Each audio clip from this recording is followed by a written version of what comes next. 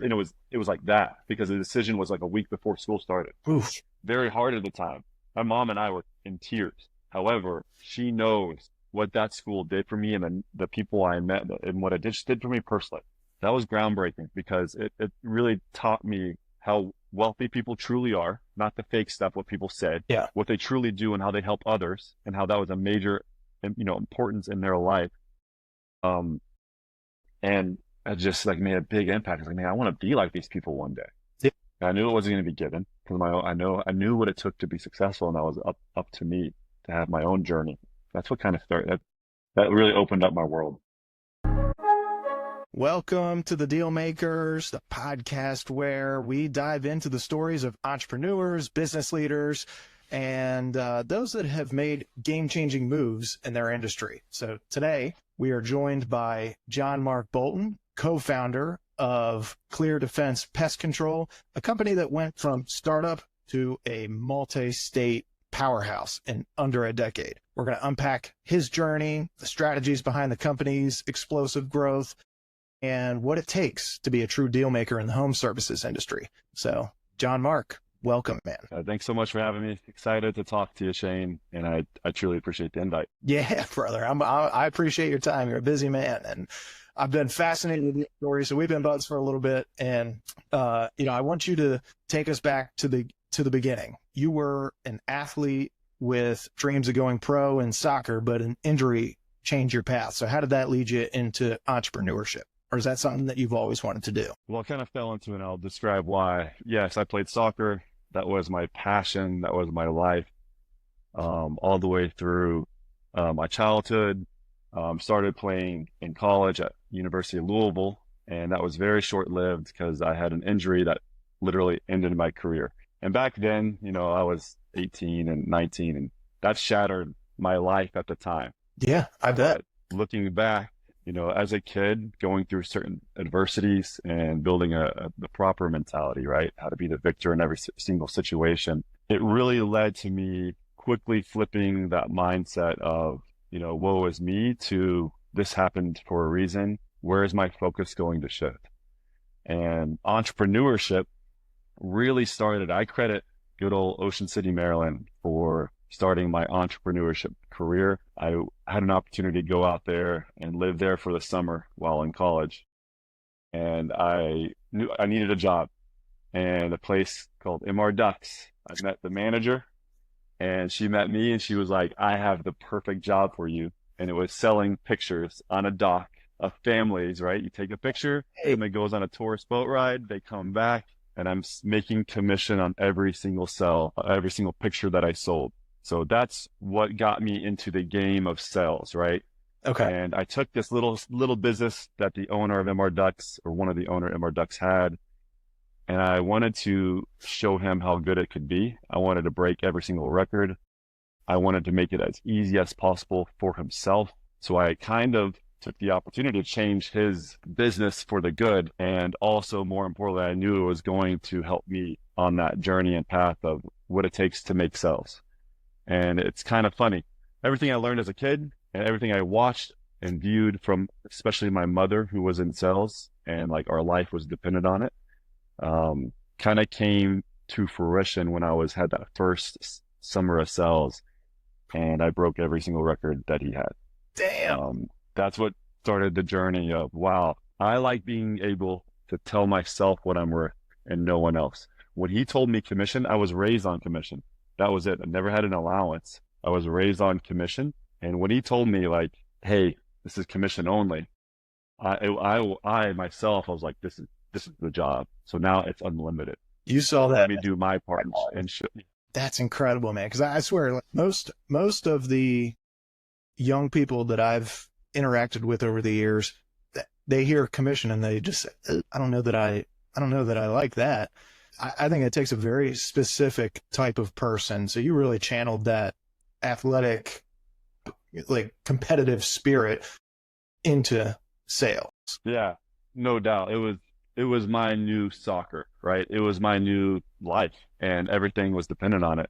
And I fell in love with meeting someone, building a relationship, and making a sell and getting paid for that sell. That was very fun for me. I enjoy talking to people. I enjoy getting to know people, and I truly enjoyed, making it competitive for myself and knowing what are the records. I want to, and I believe records are there for a reason. And I also believe, well, if that person can do it, why can't I be better at it? But it's up to me. It will not be dependent on anyone else. It'll be dependent on me and my own work ethic and what I know it takes to be successful. Well, That's what started the whole journey of like entrepreneurship. I was like, wow, I knew I couldn't do that forever. I actually did that for 4 summers. Knew I couldn't do it forever, but it allowed me to start thinking, what could I do, right? Become an entrepreneur, because my mindset was different, than the average. Especially back then when everyone was seeking their first job after college and wanting that salary. That wasn't for me. Well, you mentioned your mom. What field was she in sales? So she was a teacher when I was very young. When my parents divorced, I was around 4 or 5, and she quickly got approached about Mary Kay. Okay. And Mary Kay I attribute to literally saving our lives, because it taught her proper mindset, right? It taught her how to set goals. And I remember seeing those goal posters as a kid all across our house, and it just kind of resonated with me. And I could verbally hear her every single day on the phone grinding, whether it's in the house, on the phone, or even everywhere we went. If it was Walmart, she was talking about Mary Kay. Kidding. And I didn't understand back then, but man, it's pretty cool now to look back of the sacrifices she took, the work ethic she had, to provide for us. She had to go make it happen. And so it was Mary Kay that I attribute, all of my kind of background in entrepreneurship.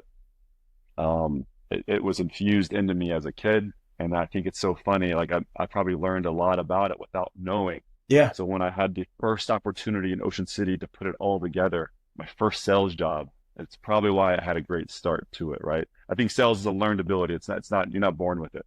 You have to be willing to get uncomfortable to learn that art, right? And how to communicate to someone, how to show someone, hey, this is what I have to sell, and this is why you can't afford not to have it.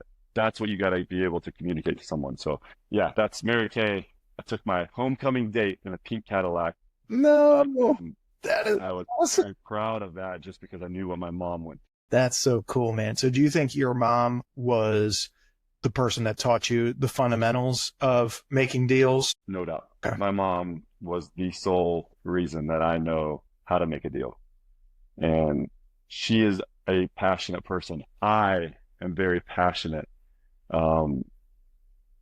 But being able to see her, not only during her wins, but her failures and how she handled that was invaluable for myself. That's one of the most important things, because I think a lot of people see the wins, but they don't see the 100 losses that it took to get to that win. And it can be really grinding and defeating, and it's so hard to stay positive when things aren't going your way. So that's exactly right. Yeah. Your mindset is the most important thing that you have to be successful. Did you have any other mentors besides mom in those early years? Clearly, my dad was a mentor in his own way. I saw my dad every other weekend, and my dad was clearly, helped. He was able to help me understand. He was a partner at a CPA firm. Okay. And so I had this wild dynamic world of information. So just to be very frank, when my parents divorced, I lived with my mom. At the time, we were extremely broke, right? I'd see my dad every other weekend, and I could see what money could do, right? Like he was the financial successful part at the time as it being a young kid. So I every other weekend I got to see what it could do. I also got to see at the same time what it takes to actually earn money, right? And that it's dependent on you and no one else. So that world of basically two different worlds, I got to see how you earn it through the grind that my mom was going through, and everything she has today is because of that, right? From the beginning. And then I got to see what it could do and the good you could do with money, right? So that was very interesting to grow up around those two different worlds. And then I got an opportunity because of my dad to go to a high school in Nashville. It was a private school. And I was able to, once I was infused in that school, I was able to be around a different type of wealth that I had never been around. And I get to meet a lot of key individuals that played a major role in my life in more ways than they even realize. And those people had a big impact because it showed me that wealthy people were not what I was told as a young kid, that everyone, that they're jerks, they're very selfish. Yeah. They care about themselves, right? These guys were the most wealthy people, or the most not only wealthy people I've ever met, but the most kind and selfless individuals out there. I had never seen a type of giving until I went to FRA and I met these individuals. That was really cool to see, right? Because it just completely acts the whole notion of what wealthy people are. And, as I've gotten older and studied wealth, it's, the majority of people earn it, right? So that was very encouraging for me at a young age of like, hey, I want to be like those people. Because I think giving is a massive part of success. And they showed that to me at a young age. That's really cool, man. And what kind of backgrounds did a lot of those kids have? Because I think there's this perception that money comes from, financial services or attorneys or people that, manage wealth or something like that. But there's so many ways to make a living and make a really, really productive living financially as well that doesn't have to follow that white collar. Right. No doubt. Without giving names, it was the large majority of them were business owners. And if I name the businesses, you would know. Also, being in Nashville, country music stars. Yeah. Those that went through the grind and made it. Their kids were going to that high school. And man, the majority of the kids were awesome. They were like, my friends. And then the majority of the parents were just the most giving, nicest people in the world and someone that I wanted to be like one day. That's so cool. So, yeah, very much all entrepreneurs in their own way, shape, or form. Do you find that the people that don't really come from much that end up making it, per se, give more than those who come from money? Well, the most recent stat that I read, and Shane, you can correct me if I'm wrong on this, out of all the millionaires, say in the US, like I think I read there was like 80% are self-made. So the large majority, this is like the biggest study done on millionaires, 80%, 8 out of 10 were self-made. So it wasn't given, it wasn't inherited. And I think that goes right along with what I lived through in my own personal life. It was when I was around wealth. They were all giving.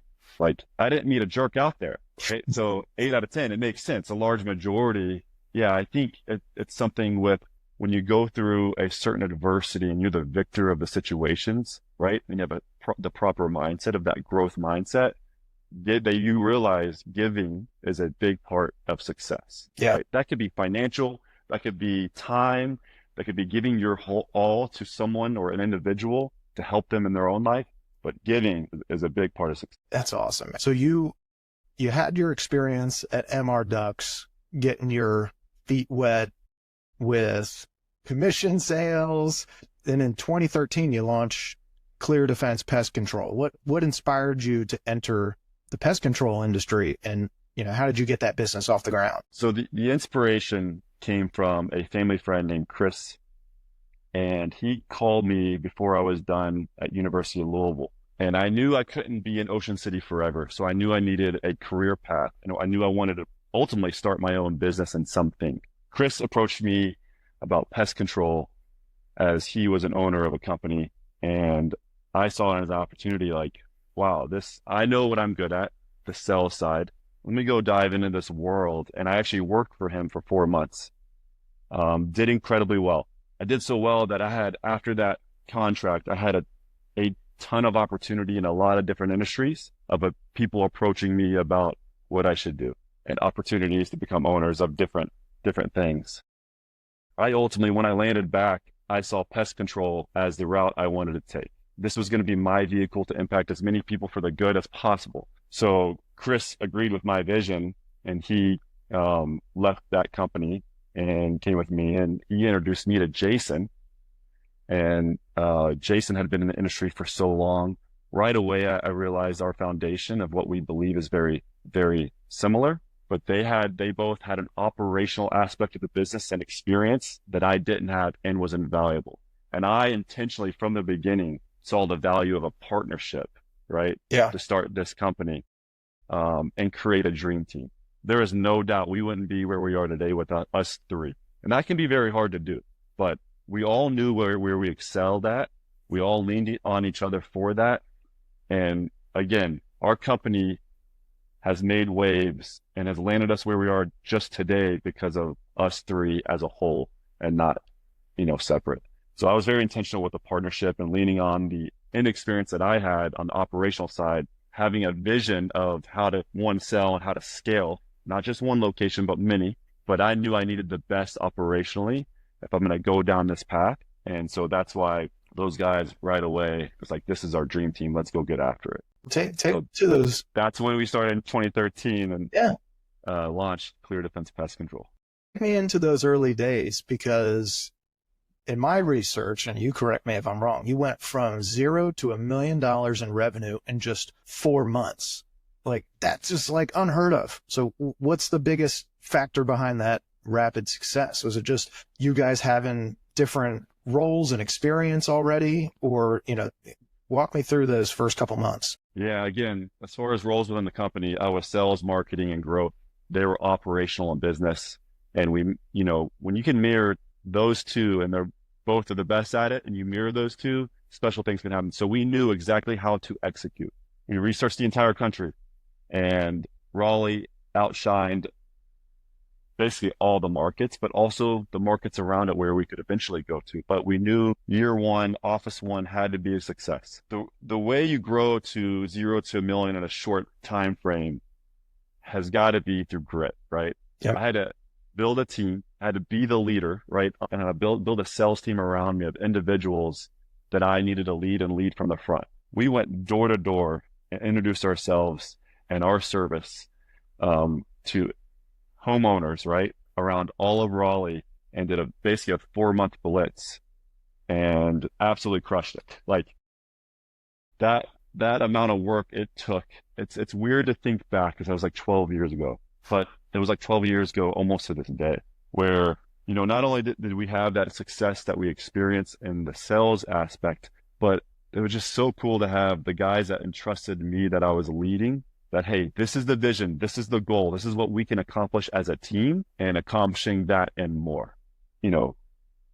I appreciate the guys that had faith into me, because it is wild to listen to an entrepreneur that has a vision and a dream, right? And then it's another to actually execute. Yeah. Well, and you have to, like, especially in those early days, lead by example. So you're out there knocking on doors and making stuff happen. Do you guys still do that? As far as sales, right now in 2024 and in 2025, they'll probably be similar. 50% of our sales are on the doors for my entire company. The other 50% is that organic lead, could be referral, online, the other methods of how people find you other than door to door. But I will experience 50% of my new sales will be from our team on the door. The lessons you learn from going door to door for just one summer, 4 months, in my opinion, it's worth more than a degree, because the amount of failure that you experience every single day. And we go like from year one, it is Monday through Saturday, right? Pulling long hours. We're out there at least by early afternoon, going until 10 p.m., 11 p.m. sometimes. Woof. Like, you can create a buzz in a neighborhood so hard that, like, people that are now customers of yours that you just met that day are inviting you for dinner. Great. That's what type of a relationship you can create. Someone you've never met. I used to enjoy every single door. I would give myself a positive affirmation. I love talking to people. People love talking to me. I can't wait to meet this person behind the door. That's what I said on every single door. And it's funny what would happen every single day. Right. So it's absolutely wild. And I encourage anyone that's in that entrepreneur mind, has an entrepreneurial mindset, wants to become their own business owner. Sales is half the game. So go out there and get uncomfortable and go hit some doors in some way, shape, or form to develop a skill that is a need for a business, because what you will learn from it, it's priceless. It's absolutely priceless and worth more than any dollar amount. I'm thinking like, oh my God, could I do door-to-door sales right now where we live? we live by some nice people, but I feel like people down south are a lot nicer. You know, it's funny, man. So I have clearly one of my locations closest to you is Fairfax. We will be in Maryland soon, but Fairfax, very similar market to where you live. You'd be shocked. Are there people that maybe you would call rude? Yes, right? But sales, it's not personal. Right. You have to make that black and white. It's not about you. You don't know what an individual has gone through that given day, right? So it's just it's a mindset shift of understanding, hey, I'm going to hit a door and maybe someone will be upset. You have no clue if they lost a loved one that day. Don't take it personal. We're on to the next one with the same happy-go-lucky smile and can't wait to meet this person because guess what? I love talking to people. You know, people love talking to me. So it's those affirmations that help you through that sales process of keeping it black and white. You can never take what people say personal in sales because at the end of the day, it's not about you. Does that make sense? Yeah. So I believe in you, Shane. I think you could do it. There's no doubt. And if you ever want a little tester of selling pest control, I can help you out with that. Hey, I would love it, man. That's so fun. Well, and you know, the pest control industry has been traditionally dominated by long established players, right? The Terminix or Orkin or whoever. What made you guys confident that ClearDefense could break through? When I was young, I had confidence, especially what we had done in the past helped us know and have all the confidence in the world that we could take market share. I mean, was I overly confident? Maybe, but I think competition is a beautiful thing, right? It causes industries and businesses as a whole to get better, right? Someone's going to win. Why not you? So you better believe every day, my actions every day lined up with my goals of the future. So if I'm willing to create the habit of doing the things that others aren't willing to do, or my competition isn't willing to do on a daily basis, there is no doubt we're going to take market share. And there is no doubt, even staying under the radar, that people will see, holy cow, who's this ClearDefense Pest Control company, right? They're doing something right. And now that people have started to realize who we are without us, you know, telling the world and being loud about it. Yeah. So it's, I love those companies because I look up to them, but you better believe it's like a soccer game. I'm going to do everything I can to win. But at the end of the day, I'm going to win or I'm going to learn. So in the long term, there's no doubt we could achieve our goals. Yeah. That's so cool, man. You're getting me pumped up right now. I'm about to. Well, dude, I'm holding back. Sometimes I get hard in the paint. I can get hard in the paint and I get pretty emotional, right? Because I'm freaking passionate about what we do and where we're going. But you can achieve everything and more as long as you believe. I truly, truly believe that. Well, that is how you're building a strong sales culture. If you don't care about it as much, or if you're very laissez-faire, then it's like, how are you going to inspire the people that work under you to? That's exactly right. You have to lead from the front, especially the first 4 years of my business. I was not only scaling the business, but I was also leading a direct sales team within Raleigh. Yeah. I knew that pain was temporary because that was a lot on myself, clearly, but you know, it was a lot on my family. And lucky enough to have the support and my loved one, Shayna, that understood the sacrifice it takes for the long term. She had an athletic background. Most athletes get, especially if you reach a certain level, they get what it takes to be successful. But the first 4 years, had to figure out how to put the right people in the right seat. And not that we were perfect at it, but we were pretty damn good, you know? And if you could put the right person in the right seat, your company will take off. But it starts from one, right? It's like when you're working out and you see someone that may be super strong and you just started, well, guess what? That person had a day one too. Exactly. And if he could do it or she can do it, why can't I? All right. And me being competitive, why can't I and be better than that? You know, like, so that's how I took my new life and business and career. Everything was dependent. I'm not going to be able to support my family the way I want to support them and give them freedoms if I don't do my part. Yeah. If that makes sense. So it all started with proper leadership. Like, I need to be the proper leader for not only my guys, but my company to achieve the goals that we want to achieve. When you made customer service the major pillar of your brand. And you guys offer 100% satisfaction guarantee and these eco-friendly treatments. But, you know, how do these strategies help you retain customers and stand out? I'm thinking of it like, all right, well, our service, if your service is a separator, it's kind of like you know, and maybe like a Chick-fil-A versus a McDonald's. It's not, the food is great at both, depending on your taste, but the experience at one is significantly better. Is that something that you guys carry with you? Yeah, no doubt. We are definitely in a hurry to serve. We actually doubled down on the satisfaction guarantee and also offer a money back guarantee. So what that does is risk reversal. If we're not doing the job that you're paying for, well, at the end of the day, what are you paying for? So our money back guarantee just simply states, if you have to call us more than twice about the same issue between services, well, guess what? We're going to come out for free those 2 times, right? But if we still don't have it under control, the next service, the next quarter is on us, right? We failed you. So it's just risk reversal for the customers. Like they want to know you care about what you're doing. And if they know like there's a money back guarantee, then what's the harm of trying this company out? Exactly. What's the harm of trying a company that has the most 5-star reviews out of any pest control company? There's a reason. It's all about doing those little things right, and how we serve the customer. If you only knew the half of it, of the little things that we do as a company to actually serve the customer the proper way and our standard, in our book, you'd be amazed. But it's that risk reversal that truly does.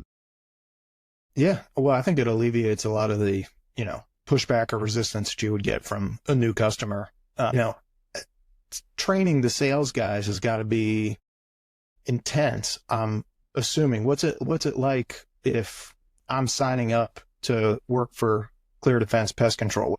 What's that training like? Yeah, great question. So that has evolved with time, right? Because in the beginning, it was just me, and you're working with me. Yeah.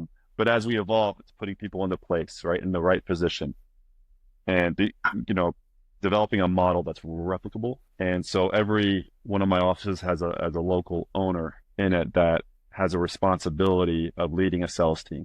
And now it's evolved to a training program even before these sales reps arrive. Our sales season, the main season, the regular season is summertime, right? Okay. May through August. That's when you get the most amount of bugs, the most pressure. And we have now a system that my leaders follow that's been developed to train sales reps before they even arrive. Back in the day, training started day 1 when they arrived. So it's much better to prep these individuals, right, before they go into this program with us. And it's daily meeting, or not daily meetings, it's weekly meetings with these sales reps, not only to go over the sales, but let's start investing into their lives, right? Let's show them who we are, what our culture is all about. And it's not just winning at business, it's winning at life.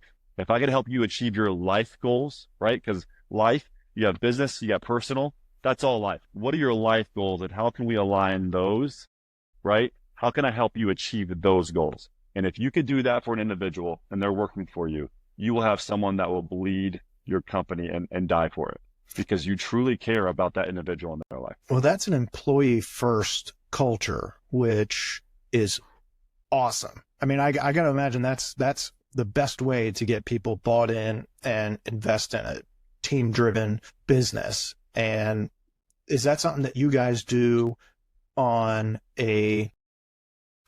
essentially, do you do like regular check-ins with your people that work with you? Is it something that you handle in the interview process? Hey, what are your goals? What's that like? All the above. Okay. There's no doubt you got to put your people first. And if you take care of your people, the success of the business will follow. That's our approach. We do it from the beginning. And we even ask certain questions to help align us with the proper person. But then it's small things that could help their life outside of work that makes a big impact.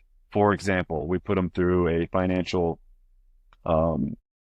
piece, right, that Dave Ramsey offers. That program can change and save someone's life, right? And it's cool to make money, but it's also, in my opinion, cooler to understand that money is a tool and you could just either spend it, save it, or give it. That's it. Yeah. And how do we use it to change other people's lives for the good. And so that's one small aspect that we, invest into our guys and offer to anyone in our company that wants to be a part of it. And that came from, you're going to laugh at this, my father-in-law, who named Dan Stearns. When I asked for Shayna's hand in marriage, so his daughter, he told me, hey, John-Mark, one of the requirements for me to get married to her was to go through this program, go through Financial Peace. And I had never heard of it.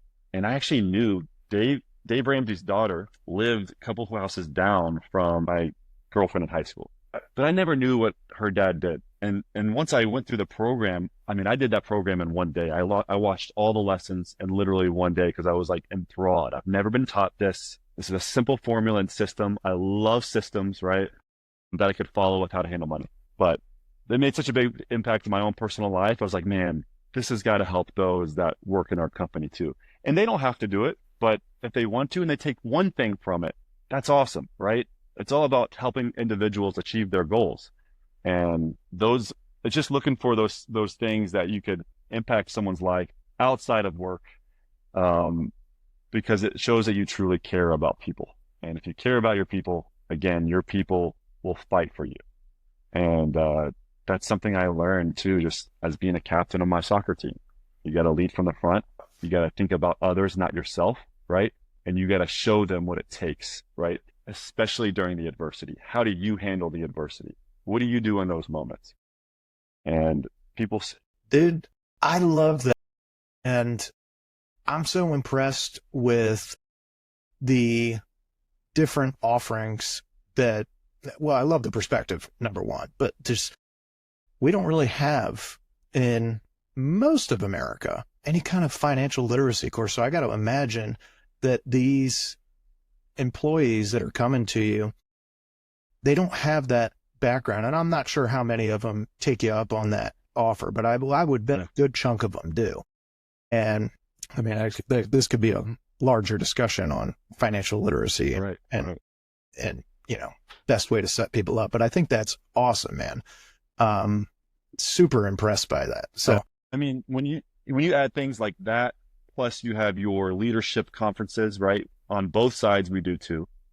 You do things, incentives where you go on a company trip, and for those that earn it.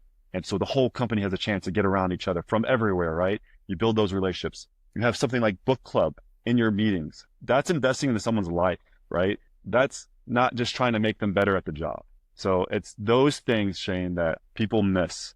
And I think people see and they notice the difference when they experience working for us. That's culture building, man. God, I'm so impressed. All right, ClearDefense, now in over 20 markets and growing.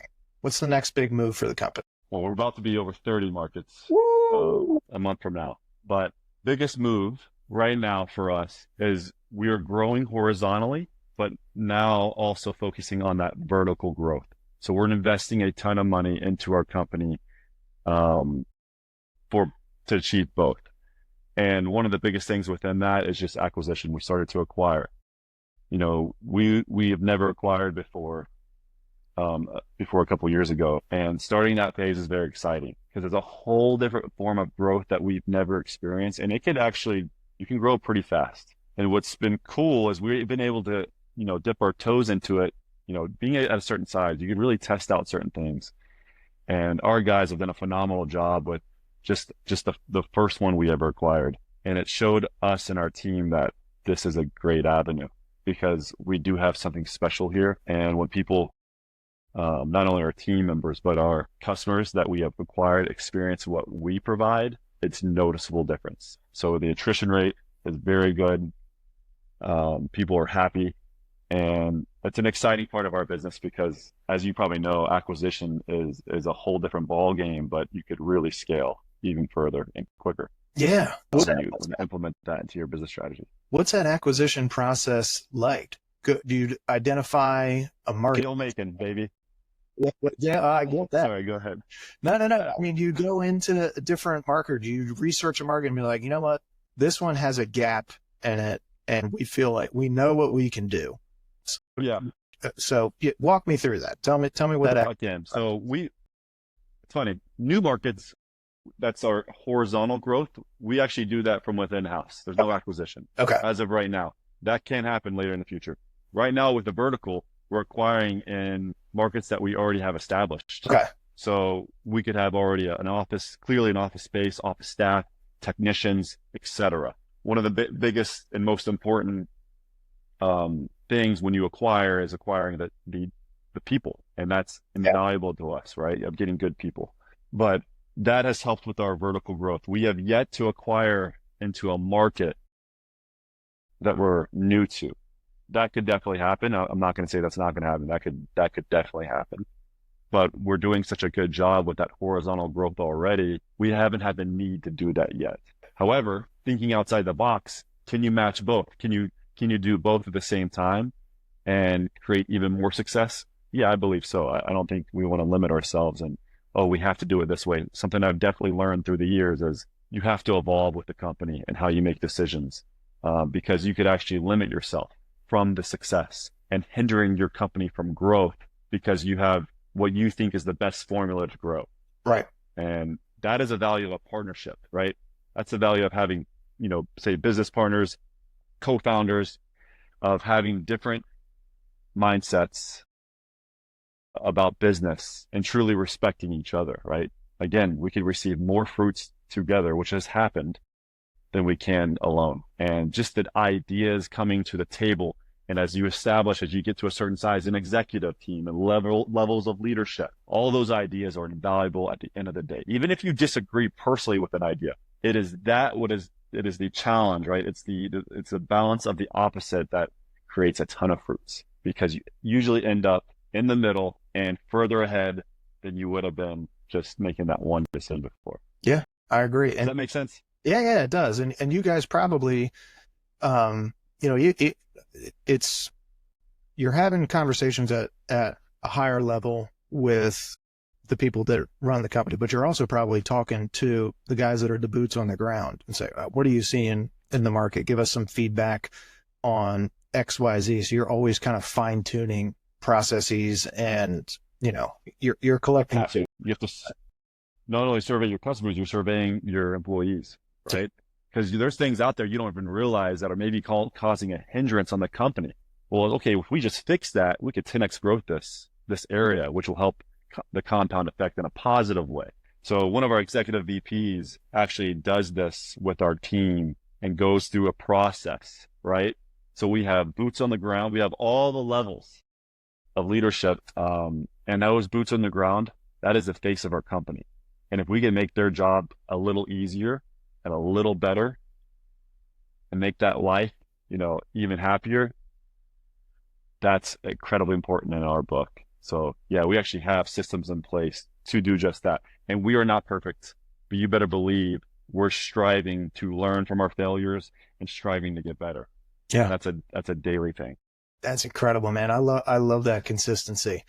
So every deal maker has one defining move that changed the game. For you guys, was it the rapid expansion into multiple states, or was there another pivotal deal that kind of took the company to the next level? For me, it was, we had that one location where I live in Raleigh. That was our first location, Raleigh area.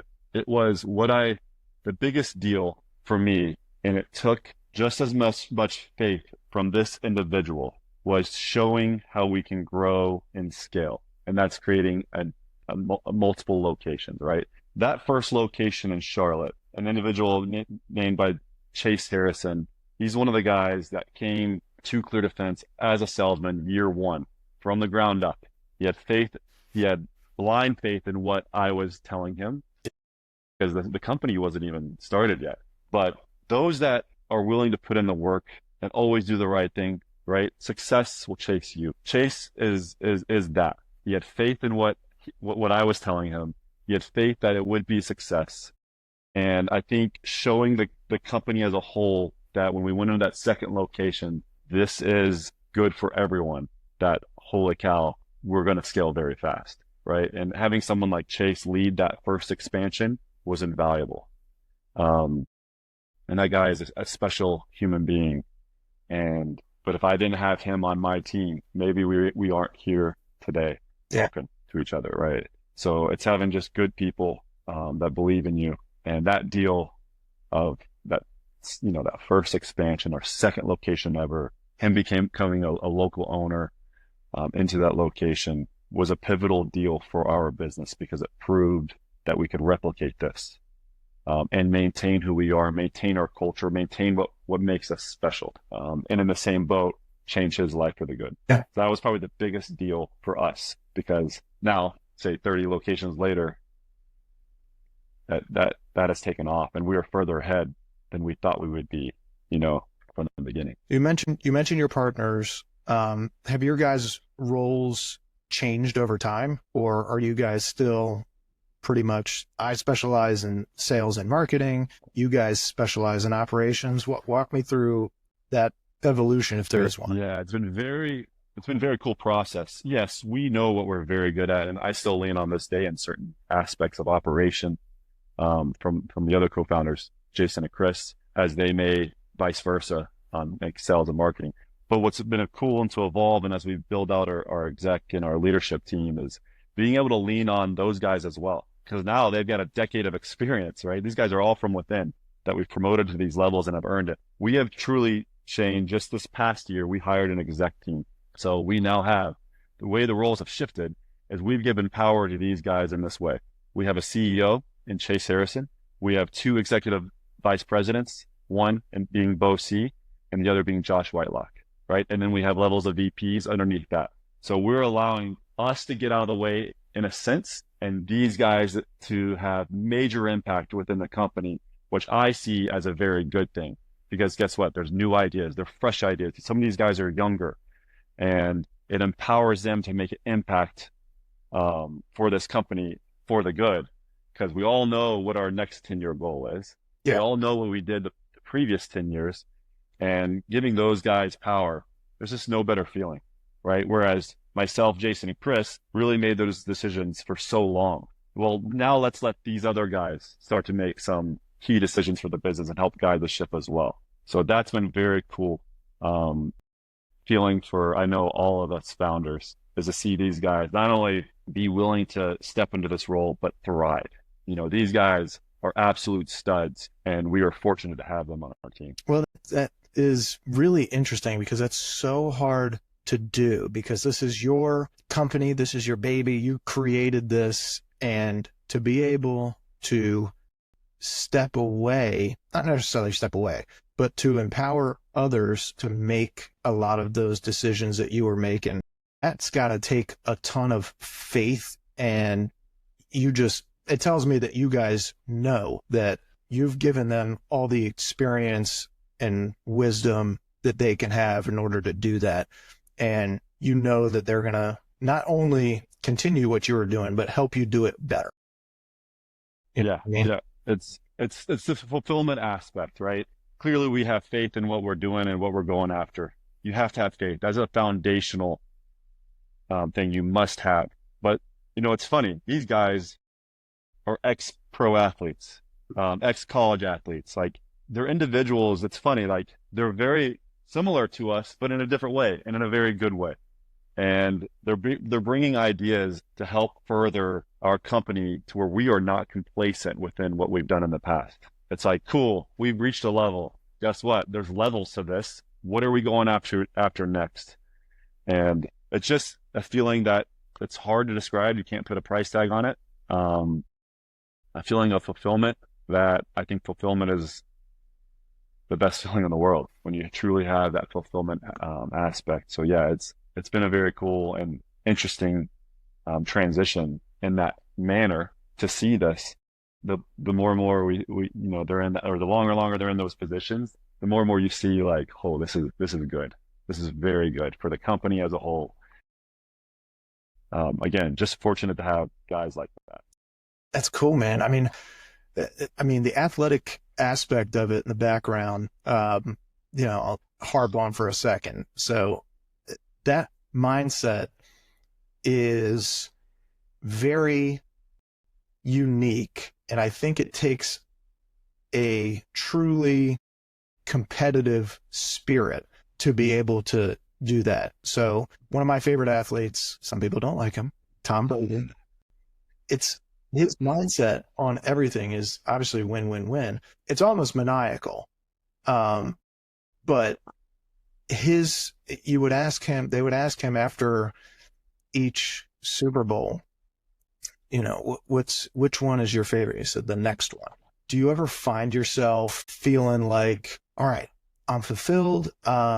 This is something that I've built. I love. Do you ever feel satisfied, or is it always, all right, this is good, but let's get the next one? How do you balance that? It's a little bit of both, right? So I think there is a balance to it. It's a little bit of both. I think you do have to look backwards and just acknowledge what you've done and what you've accomplished. Because if you don't do that, what was the sacrifice for? And then at the same breath, you have to always, like, for me, it's like, if you are complacent or you think you're done, you might as well quit because you're going the other way. So it's always like resetting, or you hit a mark. That's great. You should feel very proud about that.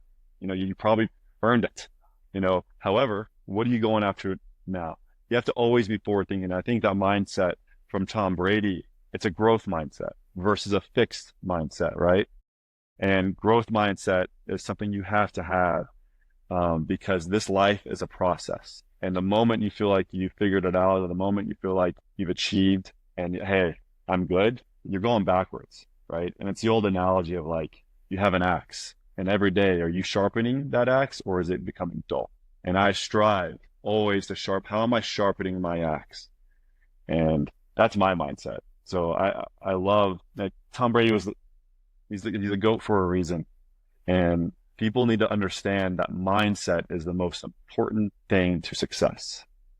And people will be their biggest enemy during this whole process of life.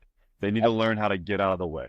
Does that make sense? Oh yeah, I agree. They need to look in the mirror and understand, hey, I myself tell myself what I am worth. No one else. My success is dependent on me.